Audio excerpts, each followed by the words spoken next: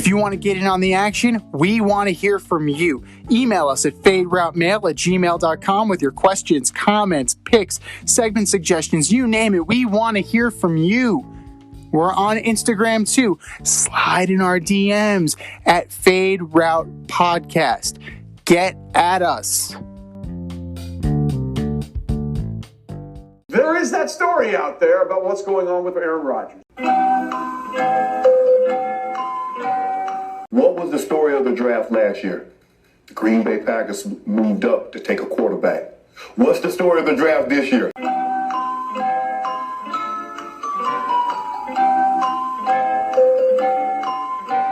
Aaron Rodgers is getting older, but the 37-year-old says his future in the NFL after this season is a, quote, beautiful mystery. Aaron Rodgers is not Jordan Love. Aaron Rodgers isn't anybody on the Green Bay Packers.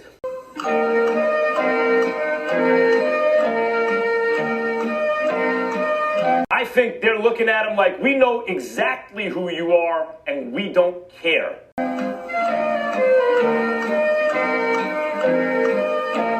This is not an accident, Skip. Yeah. Oh, you want to show me up. This was the ultimate touche. Boom. And you saved it for draft day. Welcome to the Fade Route with D and Z. Here are your hosts, D and Z.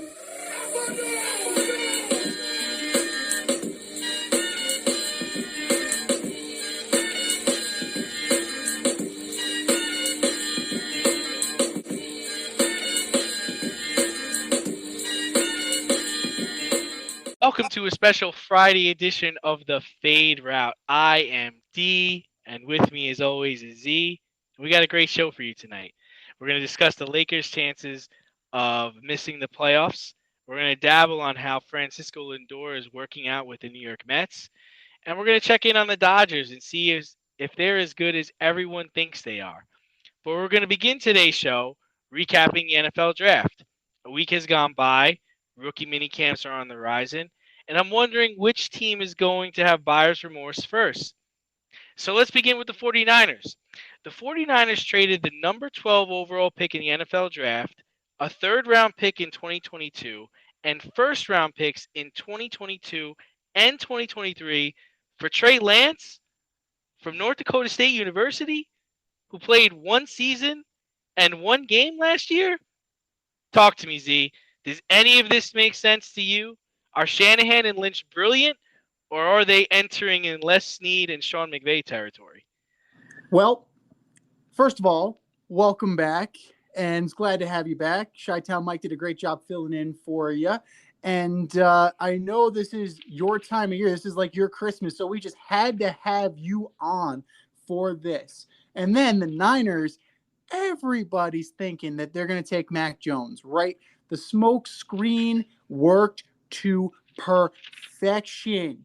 So, talking about Lynch and Shanahan, I think you could sum it up in an audio clip here. Obviously, Taylor's thinking, I don't know what the hell he's thinking. So that says it all right there. I mean, I don't see what everybody's enamored with Trey Lance.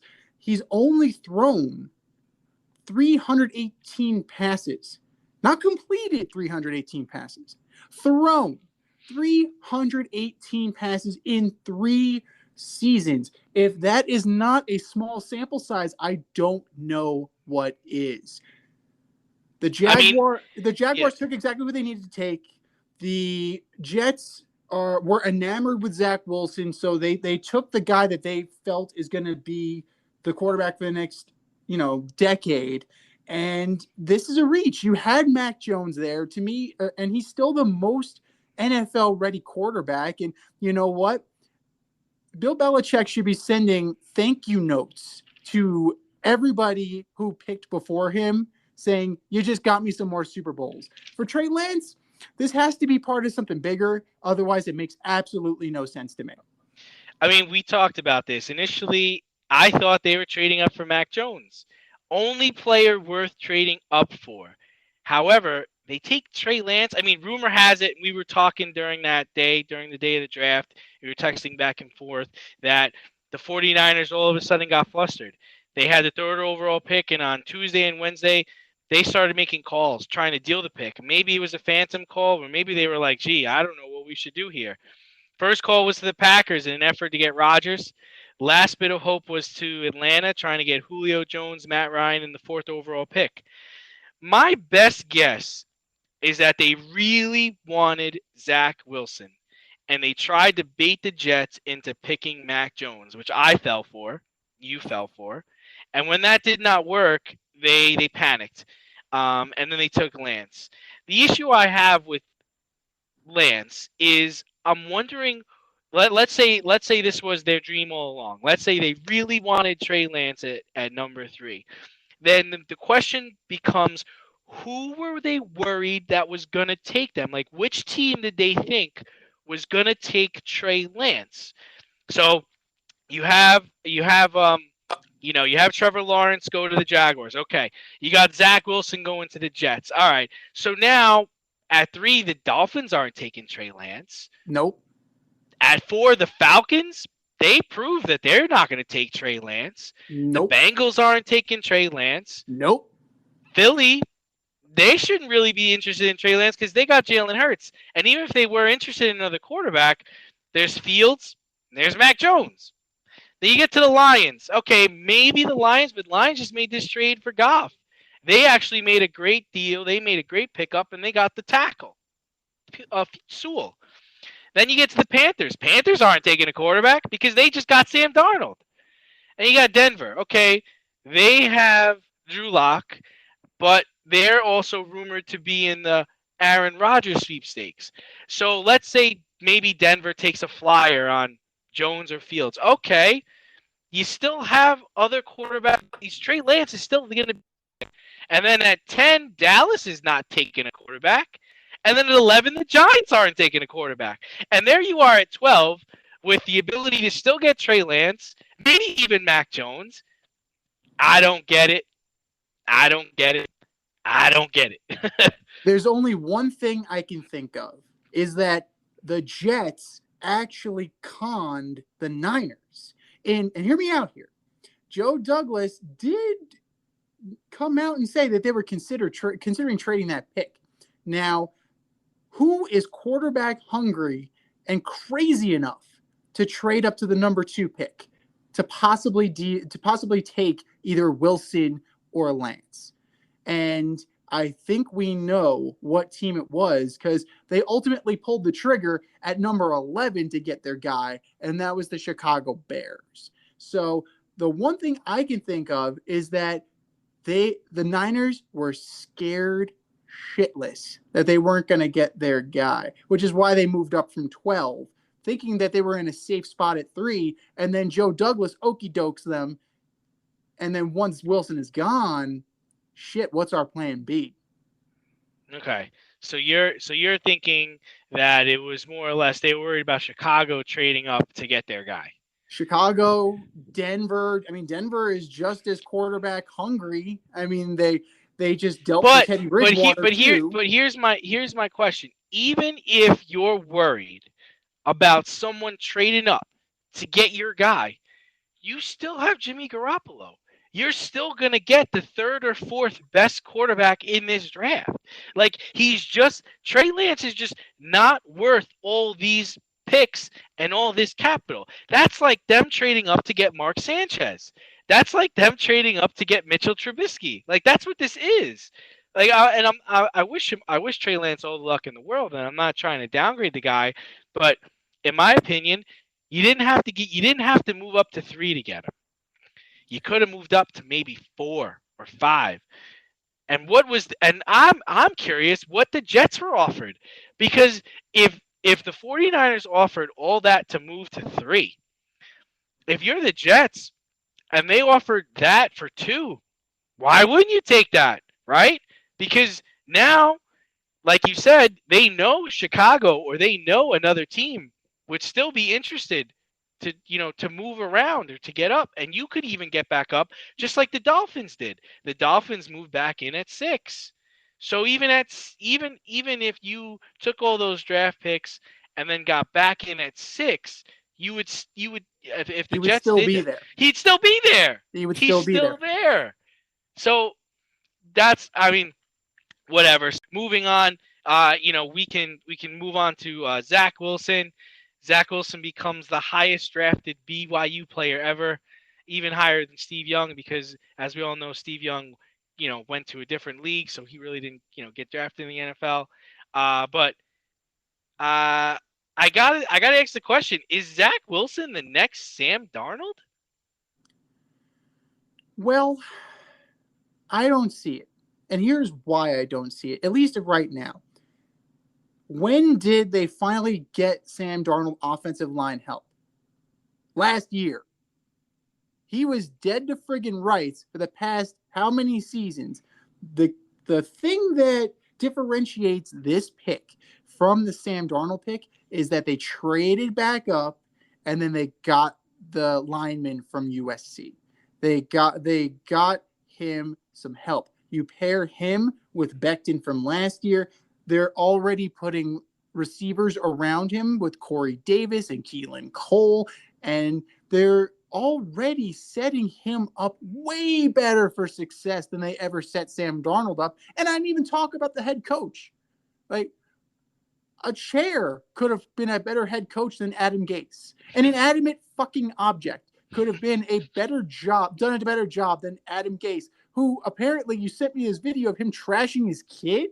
Like, this is the scumbag that you want running your team? So it's by default that he's going to do better. Now, it's up to him at the end of the day. I mean, who are the two prolific quarterbacks? You have Steve Young, you have Jim McMahon, Right. and you have Ty Detmer. Who's he going to be? Is he going to be McMahon and Young, or is he going to be Ty and Coy Detmer? I don't know. The kid's going to have to prove it. But with the additions they've made so far, you can't help but think they're going to do more for him than they ever did for Sam Darnold because he wasn't their guy. Well, my thing is that I do think the Jets did a good job in the draft with getting him protection and getting him talent. However, the problem is they don't have a coach there that can develop a quarterback and teach him how to play quarterback in the NFL and how to be a leader with all this talent around him. I actually think Zach Wilson is going to be the next Mitchell Trubisky. And that's not a bad – and wait, it's not a bad thing. It's not a bad thing. Hear me out. Okay. Mitchell Trubisky has a 29-21 record. He's 64% completion percentage. He's got 64 touchdowns, 37 interceptions in 4 seasons. But too many people think Zach Wilson is the next Mahomes, and that's just not it. I think what people are forgetting about Mahomes is first of all, he went to Texas Tech. Mm-hmm. His father is a professional baseball player. Like, he's got an arm. He's been around athletes his whole life. Like, he's been in that system. He's been in that mindset. And I think people fell in love with one throw from Zach Wilson's pro day, and all of a sudden they're like, okay, this kid, we could teach him how to play quarterback in the NFL. And then he's going to be playing against the Bills defense, the Dolphins defense, the Pats defense. Like, this dude struggled against Northwestern, man. Like, I mean, the Jets are – I mean, listen, like I said, they surrounded him with talent, but I think in the long run, Sam Darnold has better upside with the Panthers, and that's why the Panthers signed him to his 5th-year option. So you're saying you don't trust Matt LaFleur's brother? No, I don't trust Matt LaFleur's brother to make a ham sandwich. Like, I think I'd have a different outlook on this if it was Mac Jones, because Mac Jones played at Alabama all those years. He played for Nick Saban. Like, he could come in there and you can find, like, he kind of reminds me a little bit of a Chad Pennington, and not just because he wears number 10. It's his style of play. I feel like he's cerebral, and he could deliver the football accurately where he has to. He's proven that he can back up Hurts, and he can back up Tagovailoa and still, be a part of a team and be competent.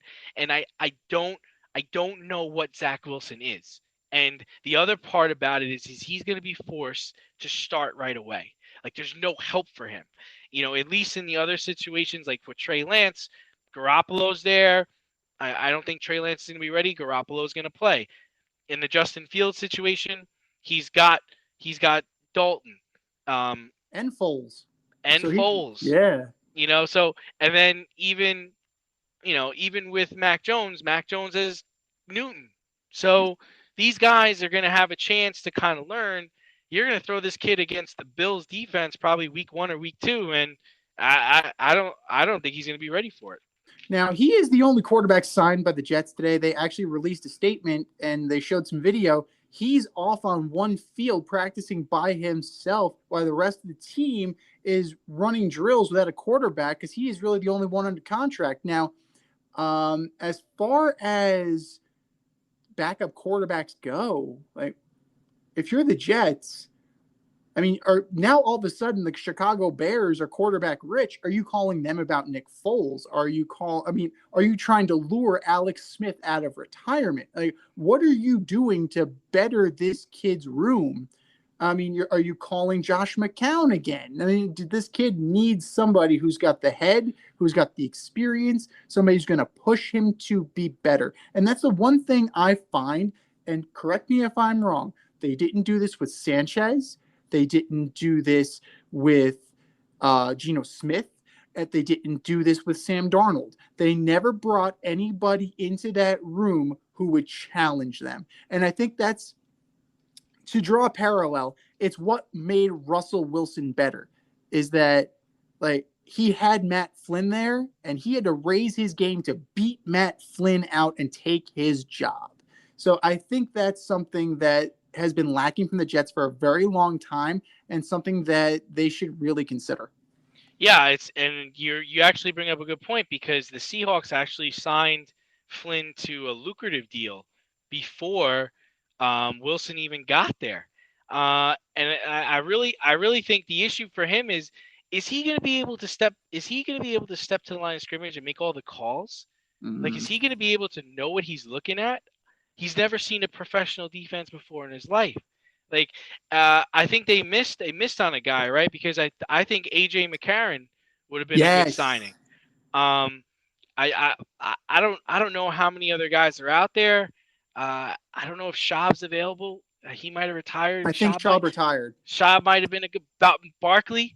If Barkley's not still with Buffalo, Matt Barkley, he knows football. Matt Moore, I don't know if he's still with Kansas City, but if Matt Moore is available, man, go get Matt Moore. That would have been great. Another good one before he signed with Arizona, Colt McCoy. I mean, he's proven he can play. Yeah. Blaine Gabbert sucks, so I wouldn't. Nick Mullins sucks. Brian Hoyer is awful, but those are just some of the guys. So just, moving on to the Chicago Bears. I mean, will Justin Fields get a second contract with the Bears, or do you see this fizzling out pretty early? Well, it depends on when and if he starts early in the season. If they decide they want to take a cautious approach to him and they don't throw him out there week 1, and we have to remember the schedule still hasn't been released yet. So that's something else that we need to kind of look at. If it's like a soft kind of deal, I mean, and he beats out Dalton and Foles, who knows? Like he might be able to kind of take the bull by the horns. But the smart approach, the smart play would to let Andy Dalton take the licks until like week 10, and then let Justin Fields take it the rest of the way. As far as performance goes, I mean, he could earn it, but he's definitely going to be dependent upon the results of the skill position players and if he's able to stay upright behind that offensive line. That's always been the issue with the Bears. They've always relied so heavily on defense. They've always invested so much in defense that they felt they could get by with a Rex Grossman at quarterback. So if they invest in this kid's future, and it looks like they've already started to do so, I think they'll be okay. But ultimately, not this year, but next year, he's definitely going to get more of a shot. I think history tells us it's not going to work out, right? History tells us that he's not going to get a second contract. I mean, the Ohio State University does not produce quarterbacks. They produce linebackers, corners, kickers, running backs, O linemen, D linemen, and wide receivers, but not quarterbacks. In the history of the Ohio State program, what do we get? Troy Smith, Mike Tomczak, Kent Graham, Terrell Pryor, Cardell Jones, Ryan Leaf, Dwayne Haskins, Braxton Miller. Any of those guys sound like they're franchise guys you really want to be leading your team. And I'm not saying it's not going to work out for this kid. It's just saying the odds are stacked against him. I mean, when you look at historically where good quarterbacks come from, I mean, most recently, Louisville's been producing some quarterbacks. Oklahoma produces quarterbacks. Texas A&M, Clemson, Missouri, Cal. Yeah, these are where quarterbacks are coming from these days. NC State used to be a good place for quarterbacks, but that hasn't been true recently. I mean, if you're Chicago, I think this was a desperate play by Pace and Nagy, and they could both be out by week 4. Well, that's the thing. They definitely are taking this. They wouldn't have been able to make this trade if the owner did not sign off on this, because they're both lame ducks. So clearly the owner has given them a little bit of leeway, a little bit of rope to try and make something happen. And if they get rid of both Nagy and Pace at the end of the year, you're already setting him up for failure, because he's going into his second season, his second coach, presumably his second offensive coordinator, his second system, and that becomes a self-fulfilling prophecy of mediocrity. Just ask Sam Darnold about that. So, the one thing that they should, and let's be real here. I mean, Matt Nagy does some confounding shit as a coach, but he's still got a winning record. Yeah, and he was able to win games with Mitch Trubisky, which we talked about. He's not great, but I mean, he just shouldn't have been drafted number 3 overall. I mean, that's the whole problem with Mitch. If Mitch was drafted in the middle of the first round or in the second round, I don't think he would be getting as much backlash as he did. But I mean, they traded a king's fortune for this kid, and he just, he hasn't played to the standard of a number 3 pick. Are you in need of air care maintenance or service? I have the company for you. Air Care Technicians. They service the Westchester and Northern Bronx area and can help you with all your heating and cooling maintenance and service needs. Just give them a call at 914-315-1547. Again, that's 914-315-1547. Or shoot them an email at aircaretechnicians@gmail.com. These guys are the real deal, as they are veteran-owned, licensed, and insured. Make sure to tell them that D&Z sent you. But, moving along, let's get into some NBA news. There's been a lot of displeasure with this play-in game. You got people like LeBron and Doncic coming out and kind of talking against it. They're not big fans of it. And with all that being said, we're starting to wonder if the Lakers and LeBron are going to miss the playoffs. You got Anthony Davis coming back from an injury. He's been hurt. LeBron tried to come back, rushed it back. He's been out the last 2 days. So what do you think about the play-in game, and what do you think about the Lakers' chances of missing the playoffs? Well, they're definitely not going to miss the playoffs. So, I mean, they would have to completely bottom out, and I think they're going to be okay. So they're definitely going to be in at least the catbird seat of the 8th seed. So they may not avoid the play-in tournament, but I like the concept of it. I mean, it gives more teams, an incentive to play hard. So it's one of those things. But, one of the injuries that you're kind of burying the lead on here, yes, Anthony Davis is out. Yes, LeBron James was out. They're starting to work their way back in. Dennis Schroeder's out. Your facilitator, your primary facilitator is out. And how are you going to make up for that, especially with an ailing LeBron, who would usually take the reins in this kind of scenario? Like, oh, my point guard's out. Oh, fuck, I'll take it. I'll be a point forward. I don't care. He's as close to Magic Johnson as you're going to get in this generation anyway. But you couple that injury with the Schroeder injury, and to me, like they're out in the tournament. They're out in the play-in tournament. If you look at these statistics, they don't score enough. They defend pretty well. Their rebounding is average at best, and they don't really distribute the ball very well. They're 16th in the league in assists per game. So that's not a great recipe for disaster, especially in a tournament where it's like one game. Yeah, I think the main reason why Doncic and LeBron have a problem with this playing game is because there's a chance they're going to have to play the Warriors. And you don't want to play Steph Curry and the Warriors in a one-game take-all. Like, LeBron's been part of that before. He knows what that's about. And Doncic knows what that's about, too. I don't really like I don't really like the one-game playoff.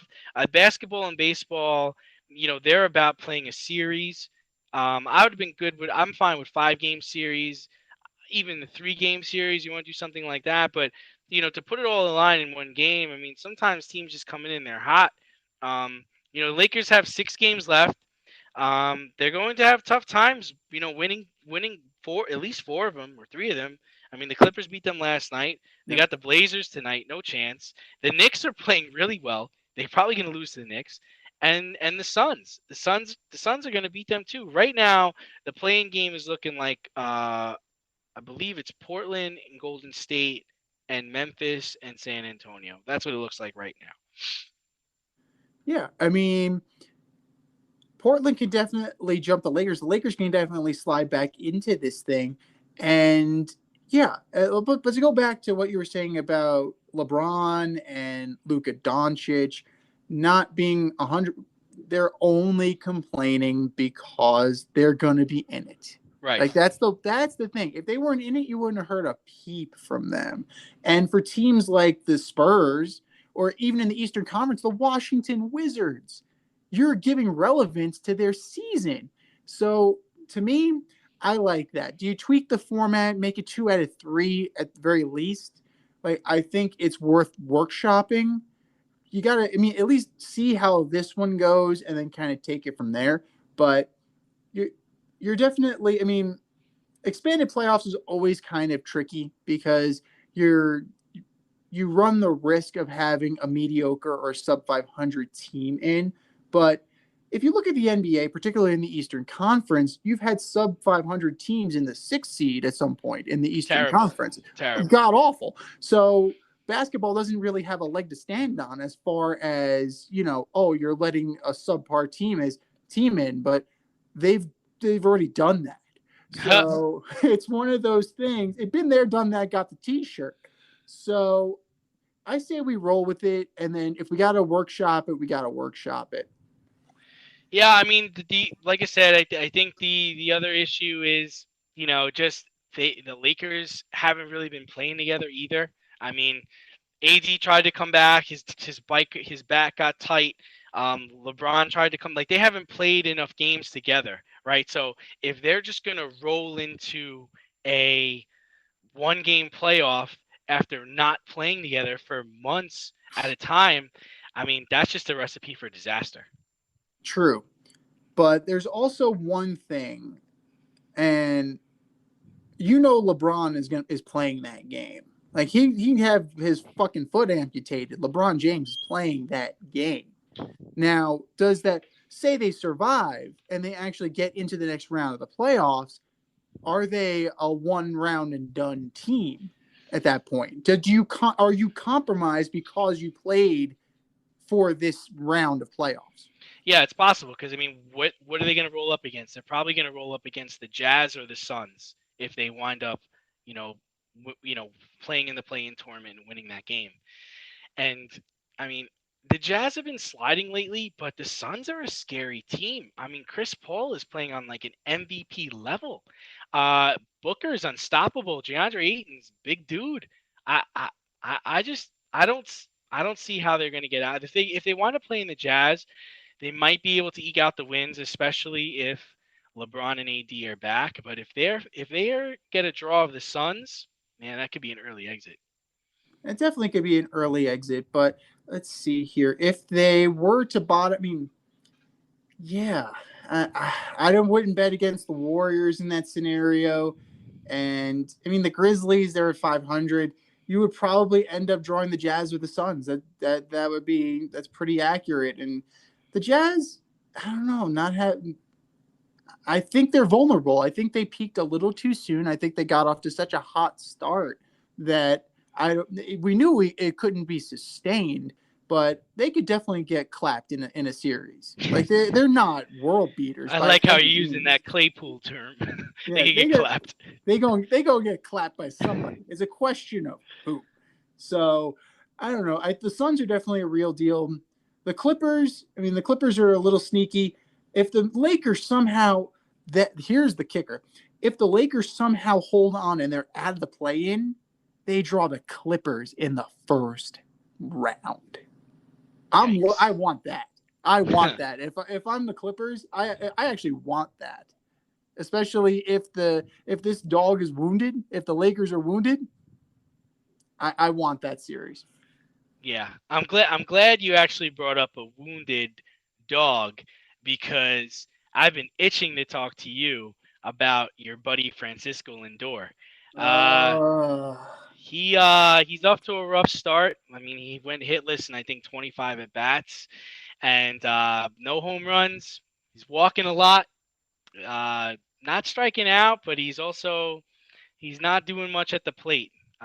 So is this a cause for concern, or do you look at this and say, well, it's a long-term contract, he'll figure it out?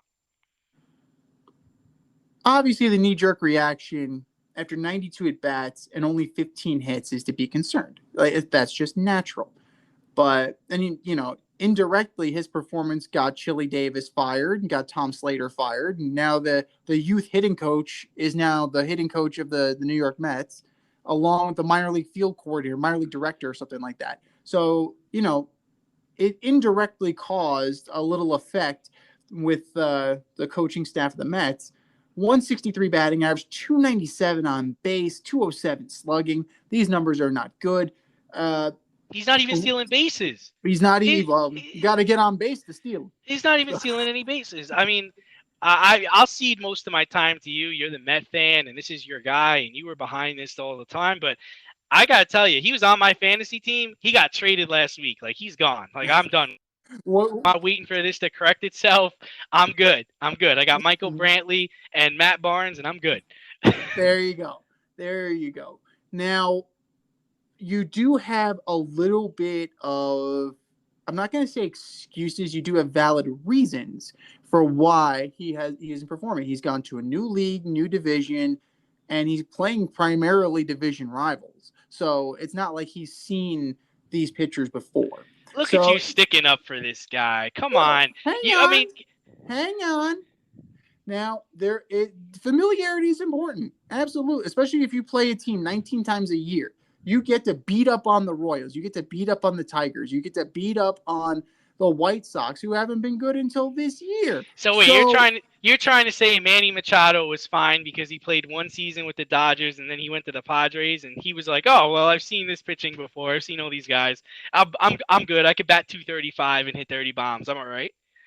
I think that it definitely helped to have a period of adjustment, especially going from the National League, the National League West, from one team to the other.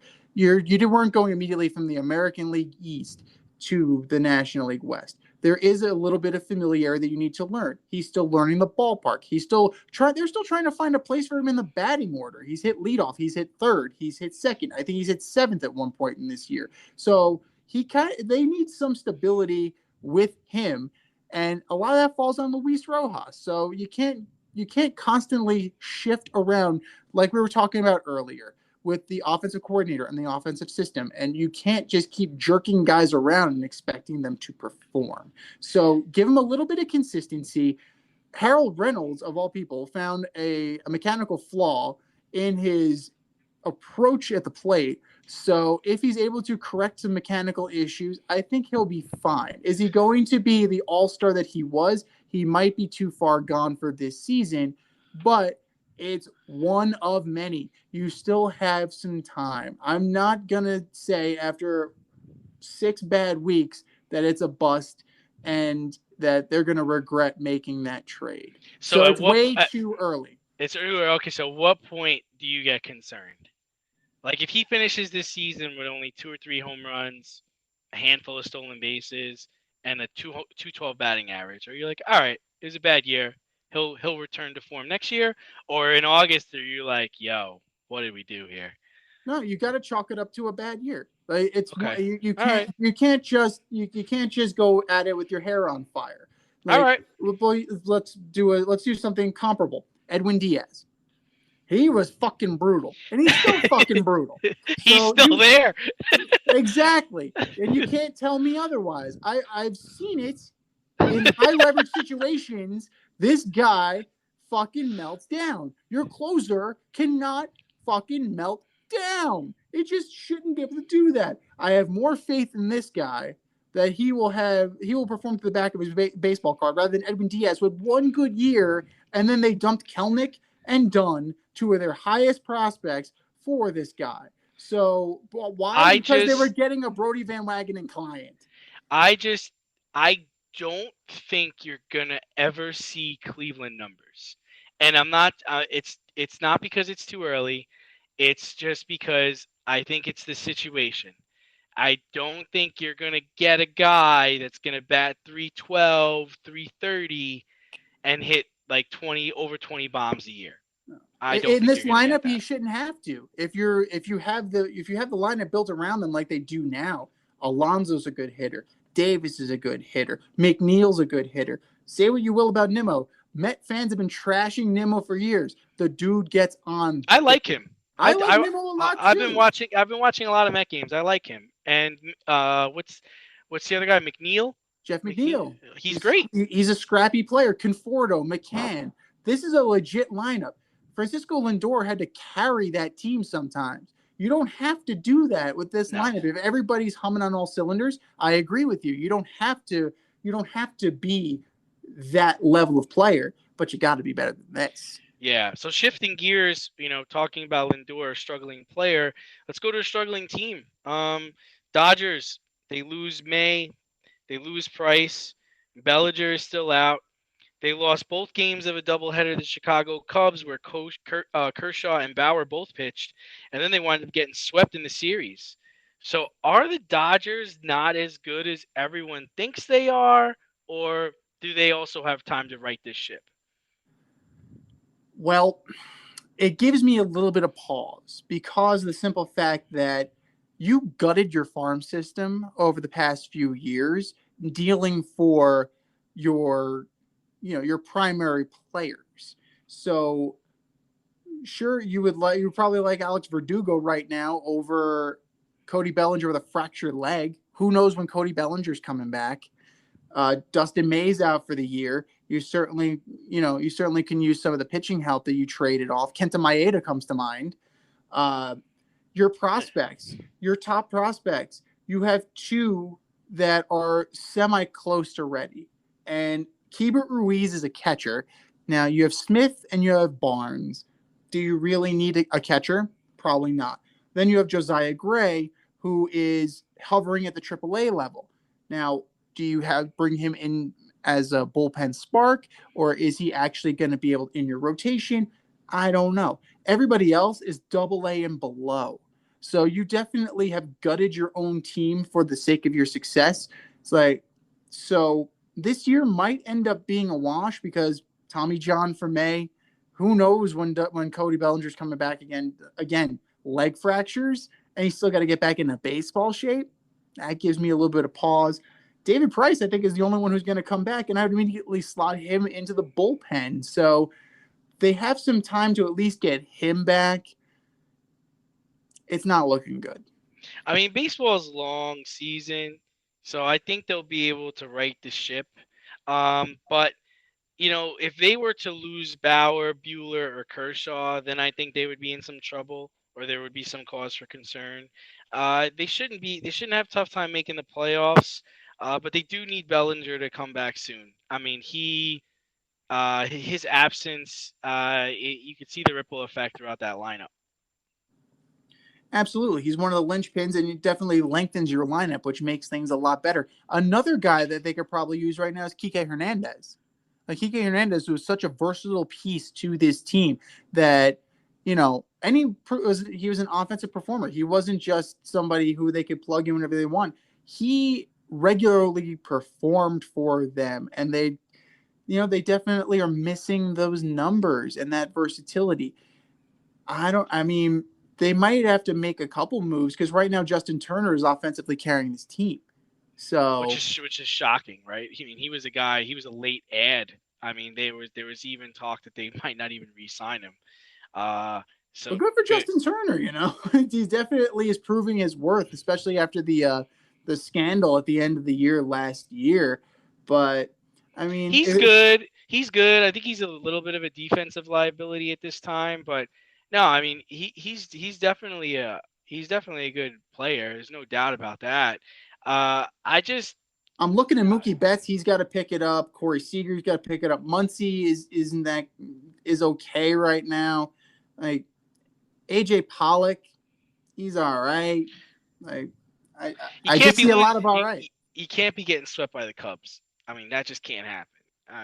That's I don't know if that's acceptable at all. Well, with your alleged two best pitchers, like that's the other thing, Yeah. Well, it remains to be seen if Clayton Kershaw is actually one of the two best pitchers on that team. I would go Buehler and Bauer over Kershaw. I mean, Kershaw, I don't even think he got out of the first inning. I think he gave up like 4 runs. And they're like, all right, let's try something else. We've seen enough. I've seen enough.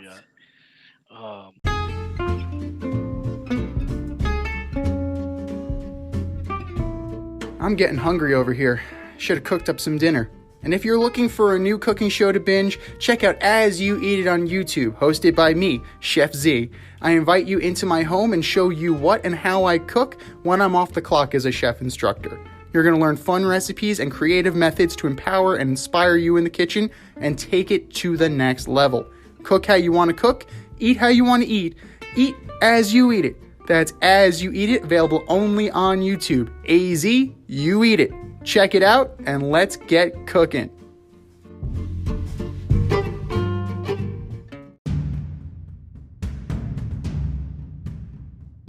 More or less? All right. So time for one of our favorite segments. We're going to do more likely, less likely. I'll read a statement and we'll either say if it's more likely to happen or less likely to happen. So we're going to go to football. We were talking about this earlier. Sam Darnold finishes his career with more wins than Zach Wilson. More likely, less likely. I'm going to go more likely from the simple point that he is a little bit more seasoned. I believe in what the weapons are with Carolina. They definitely have some guys that he has chemistry with, and I think that they're going to invest in that defense, and Matt Rule has done that repeatedly through the draft. And as long as Christian McCaffrey stays healthy, that's going to definitely put some more wins in his win column. Now, after next year, is he going to be on the Carolina Panthers? I don't know. So we'll see. They only picked up his 5th-year option, so it's not like they extended him for a long term. Now, if they may turn around and move him someplace else, or he may decide to go someplace else in free agency, that also benefits him a little bit. Zach Wilson, we've seen it how many times with Jet history. The odds are not in his favor just because of history. From Sanchez to Smith to Darnold himself to Kellen Clemens to Chad Pennington. Like, it's just, you have some decent, mediocre, and a lot of suck. And that's the history of the New York Jets at the quarterback position, excluding Vinny Testaverde and Joe Namath. Yeah, I mean, for me, this is 100% more likely. I see Sam Darnold having a good career with the Panthers. Joe Brady is going to coach him up McCaffrey coming back, DJ Moore, Robbie Anderson. He's got a young defensive talent. The future is bright for Sam Darnold. As far as Zach Wilson's concerned, I think he's going to struggle at least definitely the first year, and maybe even more. There were some nice linemen that they started drafting, and they put some skilled positions around him, but I don't think there's anybody there to develop him as a quarterback. Okay, moving on. More likely, less likely. Trey Lance starts 6 games for the 49ers next season. This is a tough one. I'm going to be honest with you. If he starts more than 6 games, then that means one of two things. Either they suck that bad that they benched Jimmy Garoppolo, or Jimmy Garoppolo got hurt again. And it is within the realm of possibility that both could happen. So I'm going to go more likely. I think that he is definitely going to get his burn. Now, whether or not it's because because they want to see it or because they're forced to see it, that's a different question. That's a different thing altogether. But he's definitely going to get his time because who's the alternative? Nate Sudfeld. And we've seen Mr. Sudfeld last year in the Eagles-Washington football team game. And screw you, Nate Sudfeld. So more likely that it's going to happen. Yeah, I'm going to surprise you with this. I'm actually going to say less likely. I know Jimmy G has, he's an injury history. He doesn't really play many games, but when he does play, he wins. So I'm going to say that Jimmy G stays healthy this season and he gets his team to the playoffs. I think the 49ers are going to learn early on that Trey Lance cannot play at the pro level yet, and they could find themselves in a Jordan Love situation more earlier rather than later. It's fair. Okay, moving on. We have more likely, less likely. Justin Fields starts before week 6. I'm going less likely just for the simple fact that you have Nick Foles and you have Andy Dalton ahead of him right now. Now, whether they trade from a position of strength, which is crazy to me that now all of a sudden it is a position of strength, you can deal off a Dalton or you can deal off a Foles to a team like, say, the New York Jets that needs a backup quarterback or somebody to show their guy the ropes, a la what the Jets did when they traded Teddy Bridgewater to the New Orleans Saints, and then ultimately the Carolina Panthers flipped Teddy Bridgewater to the Broncos to mentor Drew Lock. So I can definitely see a scenario when that happens and he moves up to QB2. But I just don't see him starting before week 6, mostly because I think the Bears are probably going to get off to a good start. They're not going to start last year too. And they didn't need to worry about it last year, especially now that you have the rookie veteran dynamic again rather than the Trubisky veteran dynamic. It changes things a lot. So I am going less likely. What a story that would be if if the Jets trade for Nick Foles. Could you imagine the New York papers attacking the Jets organization if they go and trade for a backup quarterback? Oh my goodness. And it could happen. It could 100% happen. But where did Joe Douglas come from? Philly. Where did Nick Foles play? Philly. Where did Nick Foles win his Super Bowl? Philly. I'm just connecting the dots here, brother. One trick Nick might be on his way to the Jets. No, it's a fair thing to say, and everyone would think the sky is falling if before this kid even takes a snap, they're getting a backup in there. But I mean, before I give my response on this, I mean, just to go off topic a little bit, go back to the Jets. I mean, you really are putting your eggs in this basket. I mean, imagine you showing up to rookie minicamp and this kid is struggling and you got to just kind of I don't know what you would do. Like in all the other situations, if Mac Jones or Trey Lance or any of the other guys show up week 1 and week 2 and they can't hit that 15-yard out, or they're not reading the defense right, you're like, all right, no problem. We were expecting this. And that's why we got Dalton. That's why we got Newton. Why Wow. the Dolphins had Fitzy last year. That's why we got Garoppolo. He's our guy. We're all right. If you're the Jets, I just picture the scouts sitting in that room and be like, oh, he really did miss that guy. I don't know. I don't know. But okay, so to answer the question, I also think it's less likely. I think he will get a chance to start this year, but like you, I think Chicago is going to do well with Dalton. I think he's going to start, but I think it'll be after week 6. Maybe they'll get off to a hot start and they'll cool down, or Dalton will get hurt because he did have a concussion last season, and they'll have to play him a little earlier than when they want to, because Andy Dalton's always been a competent passer. He does have a big arm, and at this point in his career, he's ahead of Justin Fields. I don't see Foles staying on the roster. I'm with you. He may not go to the Jets, but he's definitely going to go somewhere. He's not going to stay. I don't think he's going to stay in Chicago. No, I agree. And you know what? People love to shit on Andy Dalton. And just because he was a Bengal, and I get it, it's fun to hate the Bengals. It's fun to shit on Andy Dalton. Dude's a 3-time Pro Bowler. He has an over 500 record in his career. He's thrown for almost 34,000 yards and 218 touchdowns. Give the man some respect. That says a lot, right? Because he played for the Bengals. So to have over 500 record when you got to play Baltimore and Pittsburgh every year, that's remarkable. And you know who didn't have a 500 record? Over 500? Eli Manning. Eli Manning finished at exactly 500. Yeah, he has 2 Super Bowl rings, but that's right. You're not over 500. That's right. All right, we're going to wrap this up with more likely, less likely. Aaron Rodgers plays for a team other than the Green Bay Packers next season. Another one that's very tough.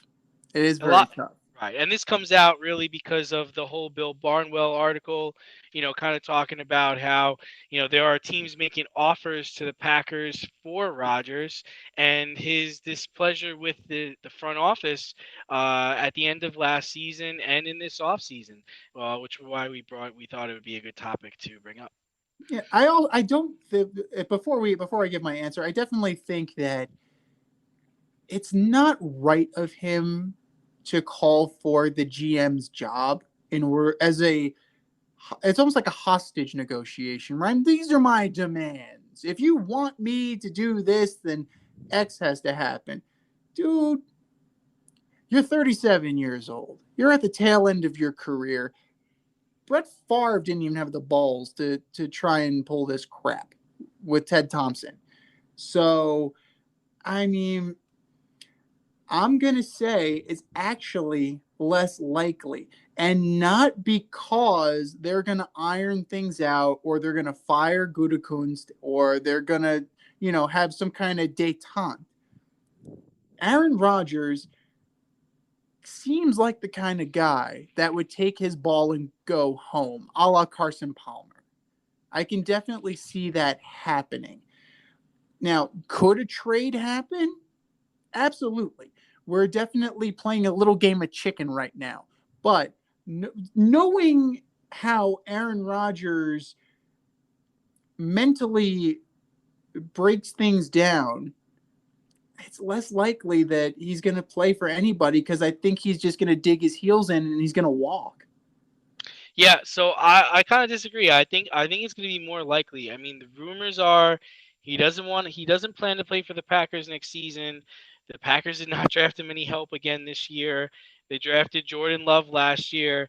I think they should move him. I mean, especially if all the rumors are true, right? I mean, if teams are offering first and second round picks for 37, 38-year-old Aaron Rodgers, if you're the Packers, you drafted Jordan Love last year. He's supposed to be your future. So why wouldn't you trade Aaron Rodgers to get all this capital to move to the future? So for me, I think it's a no-brainer. I think it's more likely that he plays for another team next year. Well, here's the reason why you don't take this lightly and you don't just do this, because you were in the NFC title game last year. It's not like you were just the drizzling shits. You were a bad decision away from being in the Super Bowl. So that's the thing that's intriguing. That's the tantalizing part about this, is that you were able to get that far with a pissed off Aaron Rodgers. Now, a nuclear Aaron Rodgers, DEFCON 1 Aaron Rodgers, possibly takes you to the next level. I can understand the idea of using negative reinforcement to motivate this man because it's worked in the past. But I can see why they would hesitate, because they've had so much recent success.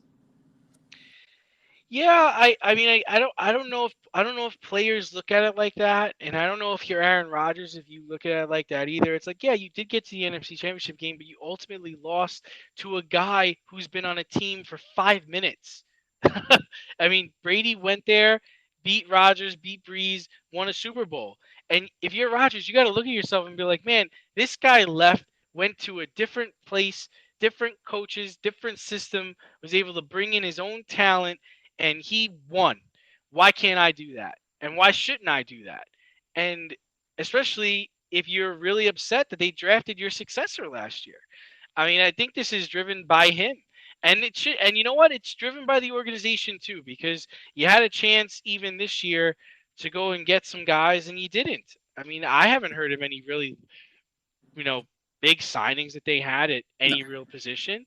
And you just look at what they're going to have to do next year, who they're going to have to compete against. And I don't know how likely that is. You can't help but smile when you see a balloon. The simplest occasion is a party. Westchester Pop Stars, located in New Rochelle, New York, offers balloon styling and decor for all life's events. Birthdays, anniversaries, weddings, showers, school and corporate events, store openings, or just because. Westchester Pop Stars takes balloons and shapes them into works of art, creating decorative installations for your special occasions. No event is too big or too small, and their custom personalization service is top-notch. Westchester Pop Stars is a private studio, quickly expanding. In-person consultation is by appointment only. Send an email to westchesterpopstars@gmail.com for more information or to schedule an appointment. No need to hire an event stylist. All you need is balloons. Currently servicing Westchester, Putnam, New York City, and Connecticut. To find Westchester Pop Stars, search for them on Instagram, Facebook, or Google.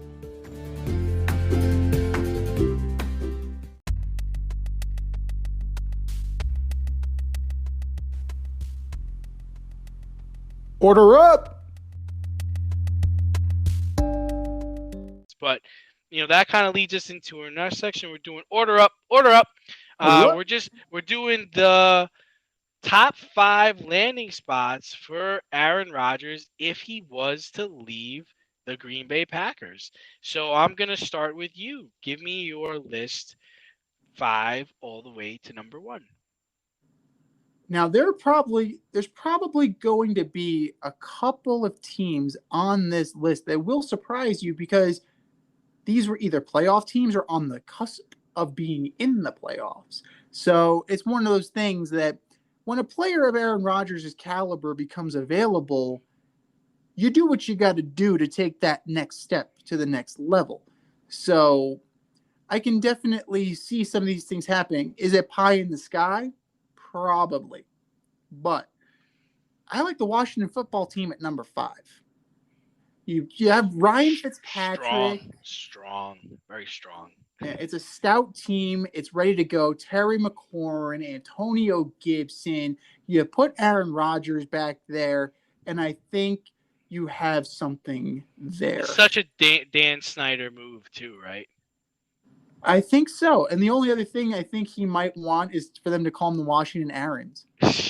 Like, that's probably going to be the kicker in on that deal. Number 4, I think New Orleans Saints have to be in on this as well. I mean, Breeze is gone. I don't trust Hill. I don't trust Jameis Winston. You have Thomas. You have Kamara. You have so many weapons that it would. The only thing that would give me pause is the financial situation. But if you could somehow find a way to make that work, it would be a great get. It would be a coup. It would be you go from Drew Brees to Aaron Rodgers. Consider if you almost went from Drew Brees to Tom fucking Brady. So, number 3, the New York Football Giants. Now, Daniel Jones, Wheelie has shown flashes, but you get the opportunity to bring in a guy like Aaron Rodgers. You're going to bring in a guy like Aaron Rodgers, and if you got to send Wheelie packing to Green Bay, then I'm sorry, buddy, I'm going to pack your bags for you.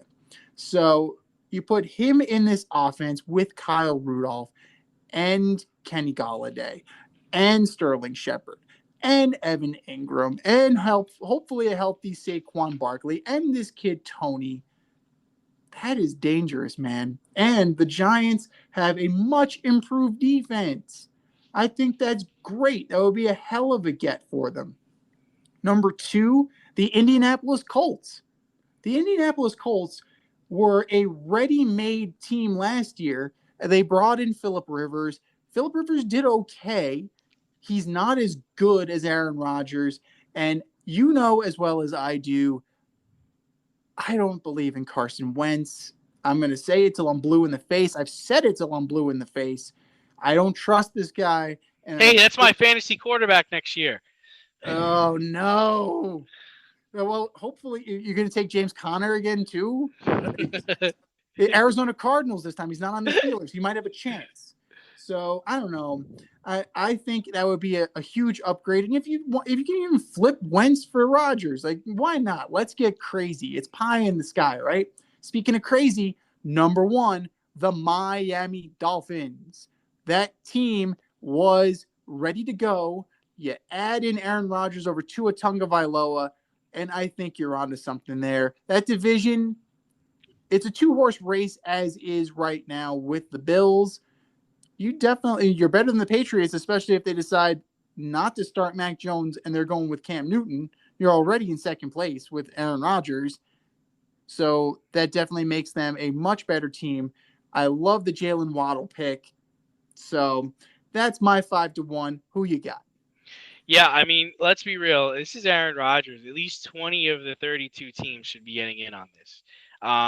So the 5 that I picked are, to me, the 5 that makes sense. If I was the GM of any of these teams, I would be all in on this. And the first one I have is the Denver Broncos. They have the players, they have the draft picks, and they have the defense. It's basically going to be a Peyton Manning. We're going to find out if Aaron Rodgers is really as good as Peyton Manning was, because he's going to basically just walk into the same situation. We got everything here for you. Just come and win us the damn championship. So that makes Teddy Bridgewater Brock Osweiler. Yeah, right. Hopefully he doesn't lose his helmet. And just to copy off of what Bill Barnwell was kind of pitching was Packers could get Patrick Surtain II, Tim Patrick, Drew Lock, 2022 first round pick, and a 2023 first round pick. Broncos get Rodgers, and they get the cornerback that the Packers drafted, Stokes. I think it's very fair. Number 4, I would be shocked if John Gruden hasn't called the Packers already, but it's the Oakland Raiders. We know John Gruden loves quarterbacks. I think Rodgers and Gruden working together with Waller, Ruggs, Jacobs, and Drake could work fantastically. Stealing from Bill Barnwell, Oakland would get Rodgers and the 2023 fourth round pick. Packers get Derek Carr, a 2022 first round pick, a 2022 second round pick, and a 2023 first round pick. And the Oakland Raiders are ready to go. They were the only team, I think, that they were one of the teams that dealt Kansas City a loss last year with Rodgers. They're definitely going to deal them another loss. Now, this one was kind of a flip-flop at number 3, just because these are 2 disgruntled quarterbacks. And I said the Seahawks. The Seahawks will literally swap Wilson and Rodgers. Wilson would have fit in well with Matt LaFleur's system. He's very capable of running that offense and would be protected because the the Green Bay Packers do have a stout offensive line. And then Rodgers goes to a place with two really good wide receivers, a decent backfield, and he's going to be with Pete Carroll, who understands the value of the quarterback position. Rodgers to Metcalf? Need I say more? Yeah. And then to steal one of yours, I have the New York Football Giants. This is gold. I mean, the Giants could give up a few picks. Give them Daniel Jones. It's fine. And they can be set at quarterback for the next 3 seasons. And they instantly become division favorites, and they get to take advantage of the best years of Saquon Barkley's career. That's the main part of this. You're going to have Saquon Barkley at the top of his game after this injury, and you're going to have a top 5 quarterback in the game. You're going to be able to win your division, get into the playoffs, and be in position to compete for a Super Bowl championship. And number one, I've been talking about it to you for the last 2 weeks. The New Orleans Saints need to get on the phone tonight, tomorrow, Sunday, Monday, Tuesday. Call the Green Bay Packers every single day and offer them everything under the sun to get Aaron Rodgers. I don't know what it would cost. I don't know how many players they want. But if the Saints get this man, they're winning the Super Bowl. The only thing holding back the Saints the last 3 years was Drew Brees. Nobody wants to admit it, but I have no problem saying it. Drew Brees is the only reason why the Saints didn't go to the Super Bowl last year. I mean, could you imagine Aaron Rodgers on the Saints? Could you imagine Aaron Rodgers with Sean Payton throwing to Thomas, handing the ball to Kamara? You know what? If the Packers want Kamara, we'll take Jones. Give the Saints Jones. You get Kamara. We'll be fine. Fine. I would love to see someone who can actually pass the ball downfield in that offense. And that's my 5 for order up. Oof. What do you think, guys? What's your top 5? What's your order up? Hit us up at faderoutemail@gmail.com. Slide in our DMs at Fade Route Podcast. Or if you're on Twitter, DM us at FadeRouteDNZ. Thanks for tuning in tonight for this special Friday edition of the Fade Route. I am D, and with me as always is Z. You can catch our podcast usually on Wednesday nights on the Anchor, Spotify, or other premium outlets where you listen to podcasts. Until next time, stay faded, everyone. See you next week. Thanks for listening to this episode of our podcast. If you like what you heard and want to hear more, be sure to like and subscribe on your favorite podcast platform. Rate us 5 stars, leave us a review, turn on subscription notifications, and tell your friends. Spread the word, spread it wide.